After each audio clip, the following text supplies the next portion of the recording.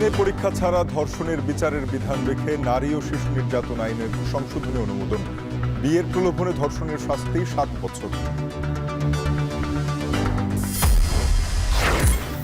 সংবিধান পরিবর্তনে গণভোট সংস্কারের পর নির্বাচনী রোডম্যাপ চায় জামায়াত। সুপারিশ নিয়ে এলডিপির সঙ্গে ঐকমত্য কমিশনের সংলাপ।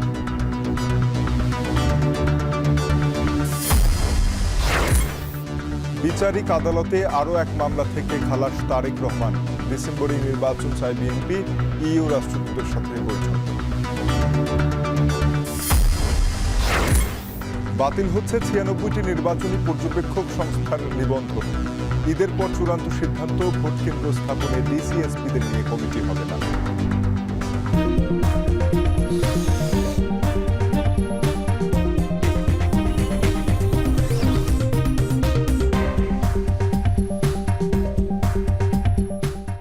স্বাগত। এখন বিকেলে আপনাদের সাথে পুরো আয়োজনে থাকবো আমি তানজিম শাফিন। ডিএনএ পরীক্ষা ছাড়া ধর্ষণের বিচার করার বিধান সংযোজন করে সংশোধিত নারী ও শিশু নির্যাতন দমন আইনের অনুমোদন করেছে উপদেষ্টা পরিষদ। সংশোধিত আইনের বিয়ের প্রলোভন দেখিয়ে ধর্ষণ মামলার সর্বোচ্চ সাজা যাবজ্জীবন থেকে কমিয়ে 7 বছরে আনা হয়েছে। সকালে প্রধান উপদেষ্টার কার্যালয়ে উপদেষ্টা পরিষদের বৈঠক অনুষ্ঠিত হয়। বৈঠকে নারী ও শিশু নির্যাতন দমনের সংশোধিত আইনের অনুমোদন ছাড়াও সরকারি বাড়ি ক্রয়ের ক্ষেত্রে নাম বদলের বাধা দূর করা সহ সরকারি চাকরিতে শূন্য পদ পূরণের নির্দেশ দিয়েছেন প্রধান উপদেষ্টা। এছাড়া এবছর চৈত্র সংক্রান্তিতে পার্বত্য 3 জেলায় সরকারি ছুটির সিদ্ধান্ত হয়েছে উপদেষ্টা পরিষদে। বিকেলে রাজধানীর ফরেন সার্ভিস একাডেমিতে উপদেষ্টা পরিষদের বৈঠকের সিদ্ধান্ত তুলে ধরেন প্রধান উপদেষ্টার প্রেস সচিব।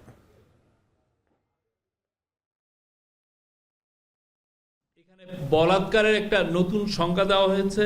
এই মামলাগুলো ডিলে হওয়ার পিছনে ডিএনএ টেস্টের একটা বড় ভূমিকা ছিল। তো সেই জায়গাগুলো কিভাবে অ্যাড্রেস করা যায় সেইগুলো মেজার নেওয়া হয়েছে।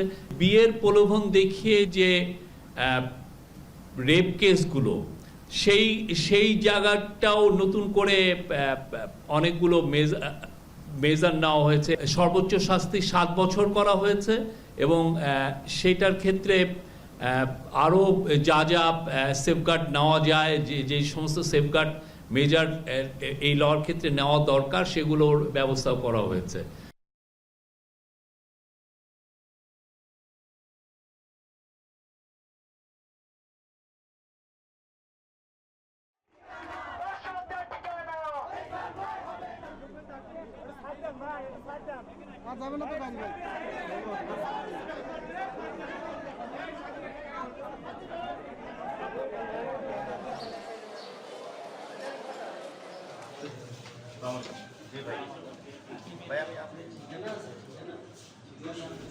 করে দ্রুত বিচারের আওতায় আনতে হবে। বিগত বছর এবং এখন বাংলাদেশকে নিয়ে শুধু নানাবিধ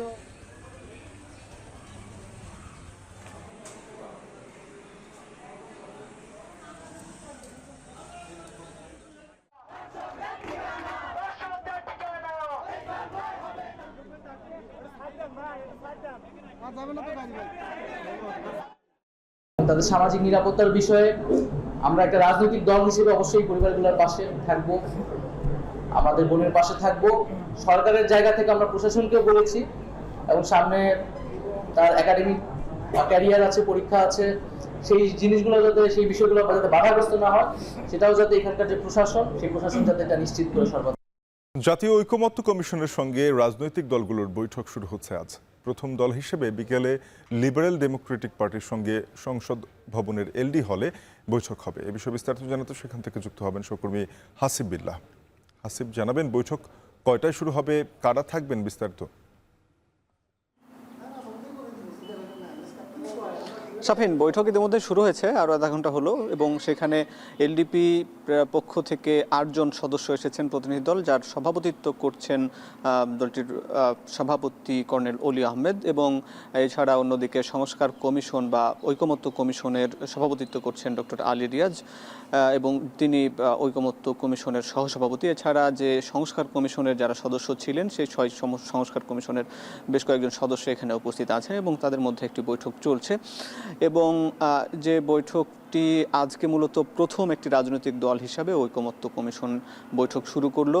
এই বৈঠক ঐকমত্য কমিশন গঠন করা হয় গত মাসের ফেব্রুয়ারির 15 তারিখ এবং গত 13 তারিখ পর্যন্ত 13 মার্চ পর্যন্ত জাতীয় বিভিন্ন রাজনৈতিক দলগুলোর কাছে স্প্রেডশিট আকারে মতামত জানতে চাওয়া হয়েছিল, যেখানে এখন পর্যন্ত 38টি রাজনৈতিক দলের কাছে পাঠানো হয়েছিল, যদিও এখন পর্যন্ত 16টি রাজনৈতিক দল তাদের মতামত দিয়েছে এবং বিএনপি এবং এনসিপি তারা আগামী 23 মার্চ তারা তাদের মতামত জমা দেবে এবং যদিও আজকে কিছু সকালে জামাত ইসলামের পক্ষ থেকে এই মতামতগুলো জমা দিয়েছে। আর এলডিপি কিন্তু শুরুতেই তাদের মতামত জমা দিয়েছিল এবং সেই হিসাবে শুরুতেই এলডিপির সঙ্গে আলোচনায় বসেছে এই জাতীয় ঐকমত্য কমিশন। এবং আমি যদি বলি 166টি মতামত জানতে চেয়েছিল বিভিন্ন রাজনৈতিক দলগুলোর কাছে ঐকমত্য কমিশন, যেখানে মূলত এলডিপি 166টির মধ্যে 120টিতে একমত পোষণ করেছে এবং বাকি 42টিতে তারা একমত নয়, দুটিতে আংশিকভাবে একমত এবং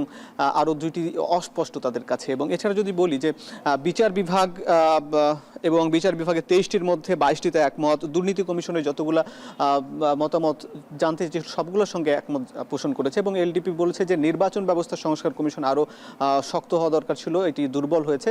এবং একই সঙ্গে এই যে সংস্কার কমিশনের বা ঐকমত্য কমিশনের বৈঠক এলডিপির মধ্য দিয়ে শুরু হলো, ঈদের আগেও আরও 3 থেকে 4টি রাজনৈতিক দলের সঙ্গে বৈঠক শুরু হবে বা বৈঠক হবে, এরপর আরও বাকি রাজনৈতিক দলগুলোর সঙ্গে বৈঠক হবার কথা রয়েছে। তো এই ছিল এই ঐকমত্য কমিশনের বৈঠকের খবরাখবর। শাফিন। ঘুষ লেনদেনের অভিযোগে দুদকের এক মামলা থেকে খালাস পেলেন তারেক রহমান, লুৎফুজ্জামান বাবর সহ 8 জন। ঢাকার বিশেষ জজ 3 আদালতের বিচারক মোহাম্মদ আবু তাহের এ রায় ঘোষণা করেন। মামলার রায় ঘোষণার পর তারেক রহমান ও লুৎফুজ্জামান বাবরের আইনজীবী বলেন, এই মামলার সাক্ষীরা কেউ 8 আসামির বিরুদ্ধে সাক্ষ্য দেননি। মামলাটি ছিল পুরো বানোয়াট।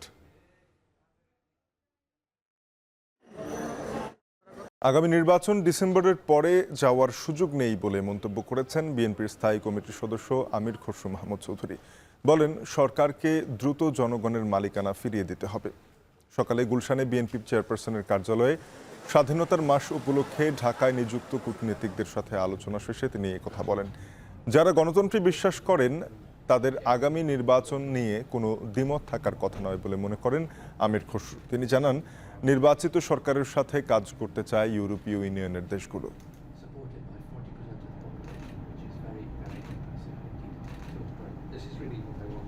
ঈদ এগিয়ে আসায় রাজধানীর শপিং মল বিপণী বিতানে নারী শিশুর পাশাপাশি পুরুষের পোশাকের বিক্রিও বেড়েছে। আবহাওয়া বিবেচনায় এবার বেশি বিক্রি হচ্ছে সুতি পোশাক। বিক্রেতারা বলছেন, ছেলেদের পোশাকের মধ্যে পাঞ্জাবি ও পোলো টি শার্টের চাহিদা বেশি। বিস্তারিত শাহিনুল ইসলাম সাগরের প্রতিবেদনে। ঈদ আনন্দ উদযাপনে উন্নত মনসঙ্গ নতুন পোশাক, তাই তো নতুনভাবে সাজানো হয়েছে শপিং মল আর বিপণী বিতান। শুভেচ্ছা কার্ড দিয়ে ক্রেতাদের স্বাগত জানাচ্ছেন অনেক বিক্রেতা। রাজধানীর ব্র্যান্ডের দোকানগুলোতে এরই মধ্যে পুরুষদের পোশাকের বিক্রি বেড়েছে।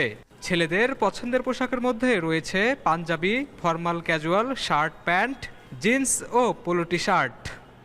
ঈদে ফর নাও কিনলাম একটা শার্ট, একটা টি শার্ট, আরও পাঞ্জাবি, পায়জামা, তারপরে আর কি আরও একটা শার্ট কিনবো। সুতি কাপড়ই আমরা প্রিফার করতেছি ফার্স্ট অফ অল, কারণ হচ্ছে যেহেতু গরম আসতেছে তো আমরা এই সুতি কাপড়গুলোই দেখতেছি। আর প্রাইস গতবারের থেকে একটু বেশি মনে হচ্ছে। গত বছরের তুলনায় এবছর পুরুষদের পোশাকের দাম বেশি বলে অভিযোগ অনেক ক্রেতার। তবে বিক্রেতাদের দাবি, কাপড়ের গুণগত মান ও নকশা মিলিয়ে সাধ্যের মধ্যেই রয়েছে দাম। কোয়ালিটি অনুযায়ী প্রাইসগুলো করা হয়। ক্রেতাদের কথা মাথায় রেখে আমাদের কোম্পানি সবসময় ভালো জিনিসগুলো মানে ক্রেতাদের জন্য নিয়ে আসে এবং বরাবর এবারও নিয়ে আসছে। বিক্রেতারা বলছেন, গরমের কথা চিন্তা করে হালকা নকশার সুতি কাপড় তুলেছেন তারা। সামনে যেহেতু সামার সেহেতু আমাদের কালেকশনগুলো হচ্ছে সব ম্যাক্সিমাম সুতি কাপড়ের মধ্যে, ওনারা সুতি কাপড়টাই বেশি পছন্দ করতেছে। Panjabi, half shirt, formal full shirt, polo shirt, casual full shirt, pant, এগুলো মোটামুটি সব কিছুই ভালো সেল হচ্ছে। আর তুলনামূলকভাবে এখনও বাজার জমে ওঠে নাই।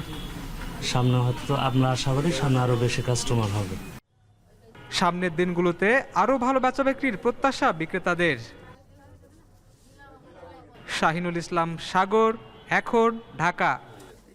রমজানের শুরু থেকেই বেচা কেনা বেড়েছে বগুড়ার প্রসাধনী সামগ্রীর বাজারে। এবছর প্রতিযোগিতার বাজারে গুণে মানে এগিয়ে আছে দেশীয় প্রসাধনী।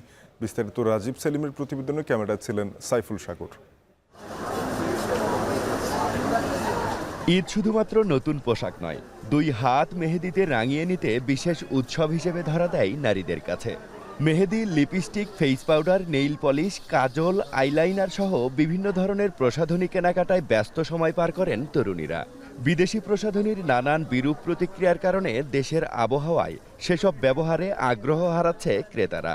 তাছাড়া বাড়তি দামের তুলনায় দেশীয় প্রসাধনী পণ্য কম দামে, গুণে ও মানে ভালো বলছেন ক্রেতারা। দেশীয় প্রোডাক্টগুলো আমাদের দেশের আবহাওয়া অনুযায়ী অনেক কমফোর্টেবল। আমরা এটা পরেও সবসময় আমাদের কাছে কমফোর্ট লাগে, আমরা গরমটাকে ফিল করি না, যার কারণে আমরা সবসময় আমাদের দেশীয় প্রোডাক্টটাকে আমাদের চাহিদা অনুযায়ী পছন্দ মতোকে ফার্স্ট চয়েসে রাখি। প্রাইস বিদেশি প্রসাধনীর থেকে অনেক কম, সো সবার ক্ষেত্রে মানে কেনা এগুলোই সুবিধাজনক।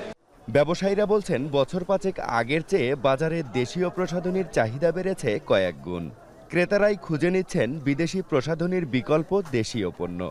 এভাবে দেশীয় প্রসাধনীর উৎপাদনের মান ধরে রাখলে প্রতিযোগিতায় সবসময়ই এগিয়ে থাকবে দেশীয় প্রসাধনী। আল্লাহর রহমতে এখন যত দিন যাচ্ছে বিক্রিটা একটু বাড়তিছে। আর দেশীয় পণ্য আমাদের বর্তমানে গতবার বা তার আগের বার যেগুলো বিদেশি পণ্য বিক্রি হতো সেই তুলনায় দেশি পণ্যগুলো অনেক ভালো চলতেছে। এবার বিদেশি পণ্য কম আসার কারণে দেশি পণ্যের উপরে মানুষ ব্যাপক নির্ভরশীল হয়ে পড়ছে এবং দেশি পণ্য পর্যাপ্ত বিক্রি হচ্ছে। এবারের ঈদে শুধুমাত্র কসমেটিক্স ঘিরে বাণিজ্য হবে কয়েক কোটি টাকার। রাজীব সেলিম, এখন বগুড়া। অস্ট্রেলিয়ায় ভ্রমণ ভিসা এখন থেকে নয়াদিল্লির পরিবর্তে প্রসেসিং হবে ঢাকা থেকে। প্রধান উপদেষ্টার প্রেস উইং জানায়, অস্ট্রেলিয়ার স্বরাষ্ট্রমন্ত্রী টনি বার্কের সঙ্গে ফোন আলাপের পর এই সিদ্ধান্তের কথা জানিয়েছেন স্বরাষ্ট্র উপদেষ্টা জাহাঙ্গীর আলম চৌধুরী। তিনি উপদেষ্টা পরিষদকে আরও জানান, এই সিদ্ধান্ত অবিলম্বে কার্যকর হবে। এর আগে অস্ট্রেলিয়া বাংলাদেশি নাগরিকদের ভিসা নয়াদিল্লি থেকে প্রসেস করত। প্রধান উপদেষ্টা ডক্টর মোহাম্মদ ইউনুস গত বছরের অক্টোবরে অস্ট্রেলিয়ার স্বরাষ্ট্রমন্ত্রী বার্কের বাংলাদেশ সফরের সময় তার কাছে ঢাকার ভিসার কাজ হস্তান্তরের অনুরোধ করেছিলেন। বাতিল হতে যাচ্ছে 96টি নির্বাচন পর্যবেক্ষক সংস্থার নিবন্ধন। তবে এ বিষয়ে ঈদের পরে চূড়ান্ত সিদ্ধান্ত নেবে নির্বাচন কমিশন। বৃহস্পতিবার নির্বাচন কমিশন ভবনে পর্যবেক্ষক নীতিমালা এবং রাজনৈতিক দল নিবন্ধন সহ 5টি বিষয় নিয়ে বৈঠকে বসে কমিশন। পরে ইসি আনোয়ারুল ইসলাম জানান, এবার স্বচ্ছ, নিরপেক্ষ ও নজিরবিহীন নির্বাচন করবে কমিশন।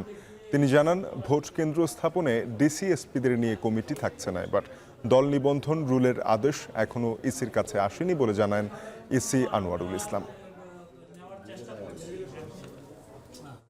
এই ছিল এখন বিকেলে। এখন টেলিভিশনের ওয়েবসাইট দেখতে ভিজিট করুন www.এখন.tv। যুক্ত থাকুন ফেসবুকে facebook.com/tv.এখন। ইউটিউবে দেখতে ভিজিট করুন youtube.com/c/এখন tv।